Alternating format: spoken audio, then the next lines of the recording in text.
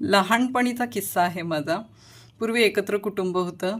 आम्ही सुट्टीला दिवाळीच्या एका जमलेलो होतो आणि सगळी फॅमिली एक 15-16 जणं मिळून आम्ही हॉटेलमध्ये जेवायला गेलो होतो. जेवण झाल्यावर सगळ्यांची पान खाण्याची इच्छा झाली.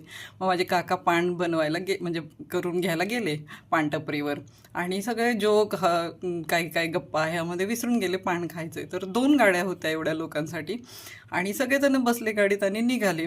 पुढच्या गाडीमधल्या कोणाच्या तरी लक्षात आलं की पान आपण खायचं राहिलंच, म्हणून गाडी थांबवली. मागच्या गाडीत पान असेल असं समजून थांबवली, तर काय काका नाहीच त्या गाडीत. अरे कुठे, ते तिथंच राहिलेले होते हॉटेलमध्येच, इतक्या लोकांचं पान बनवत. आम्ही परत गेलो, बघतो तर काय काकांना पत्ता पण नाही की आम्ही बरंच लांब जाऊन पुन्हा त्यांना घ्यायला आलेलो आहे. हे ते आपले निवांत पान बनवतोय तो टपरीवाला आणि तिथे उभे आहेत गाणे ऐकत.